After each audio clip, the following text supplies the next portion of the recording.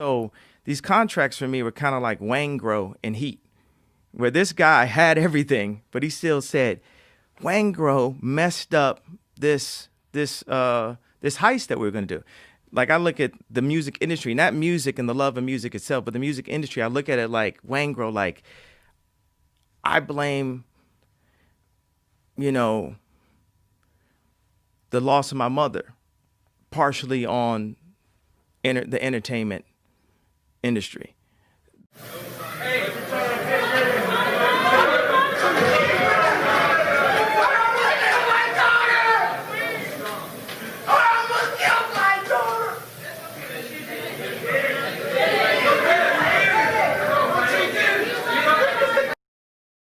But I think about that anytime I go to the hospital. I'm very, I'm mindful of that stuff. You think about like Bob Marley, they didn't just JFK or MLK him.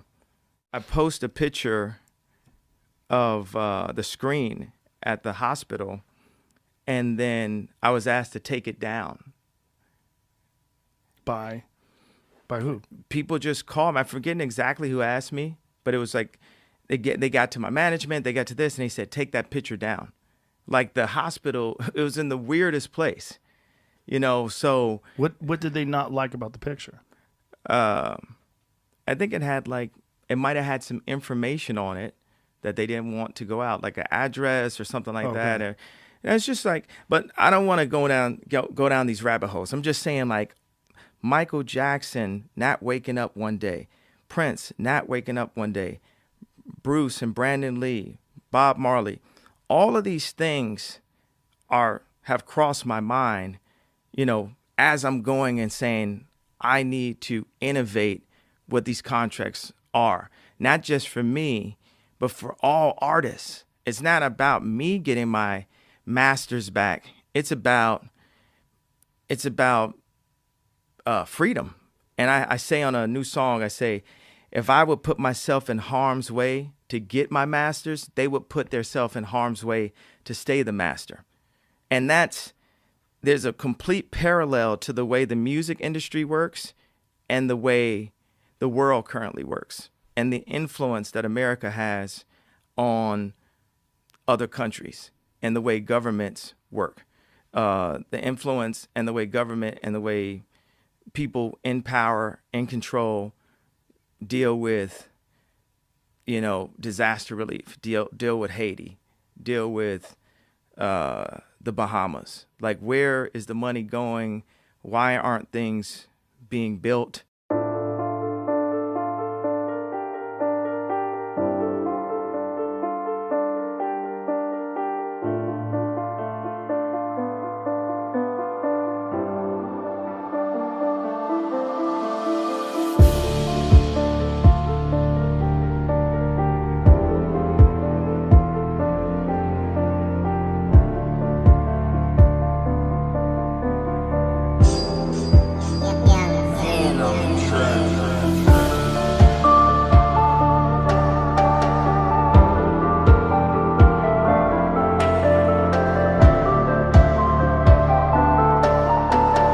We made money.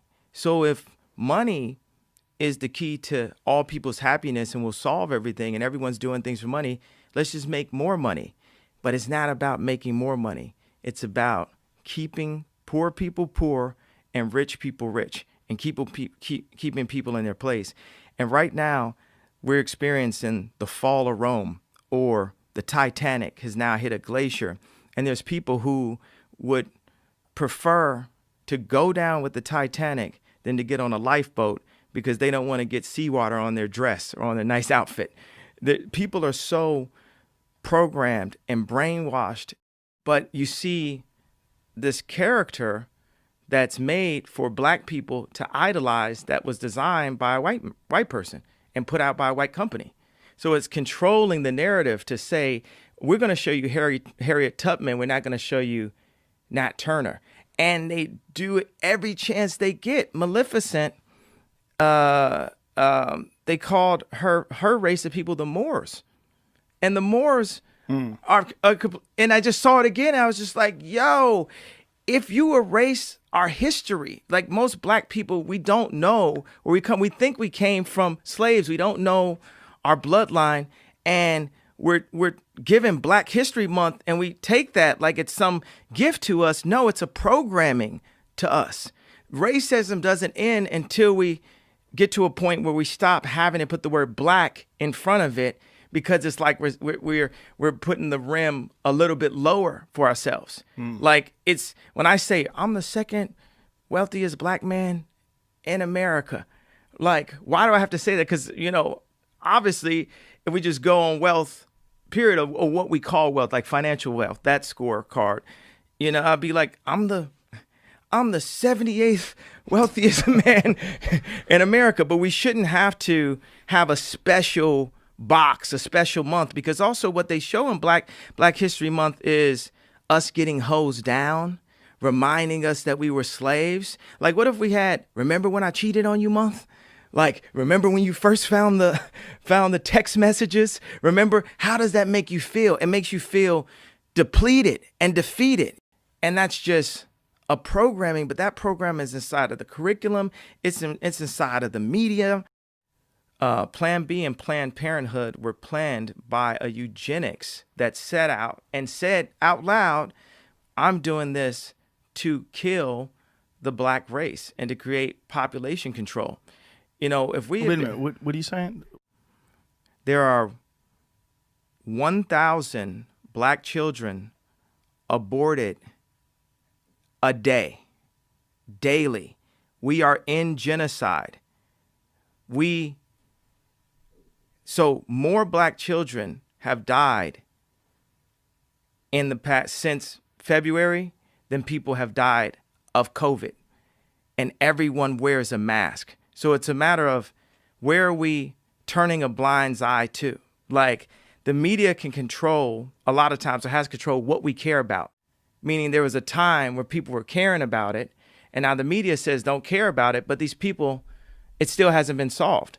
The hurricanes still have hit, the earthquakes still hit, and people are still suffering from that. And no one has really gone to fix it. And when that 11 billion goes to Haiti and it doesn't get to the people, the Daily Mail posts a swimsuit pic or something and deters our energy to what we have to do collectively to help our brothers and sisters. So what we need to do is change the bad guy, change the competitor, make the competitor be the Roman era, the Roman civilization, make the competitor be the Egyptian kingdom, and say we're the first society, we're the first civilization that ever became civil, because we are still just as much in the dark ages as medieval times or as Game of Thrones, level, Black Mirror level. I know I went past future, other dimension for a second. We're not maximizing our resources and our existence. We've got genius level scientists. We've got people who rogue, people who have broken out of the chains, like Elon. Like imagine if Elon was working at GM on the third floor somewhere. All of these people who break away and then create the new society and the next frontier of where we're going. The always fighting to, represent, who you are against media, entertainment industry that's trying to tear down anybody that's not going with the flow. I'm going to listen to kids before I listen to, super programmed out adults. And then there's a lot of words that end with URE that are very powerful. Future, sure, pure, endure. And that goes into like the rhyme, because I'm literally trying to figure out the video game at all times and see where these things parallel. I know this can get into like a riff where people are like, okay, yeah, we're losing what you're saying right now. But future, sure, pure, endure. And it's not that I am fearless. I am definitely shaking And in so much fear of my Father, I fear God, and I don't fear nothing else. There's some power to that, right?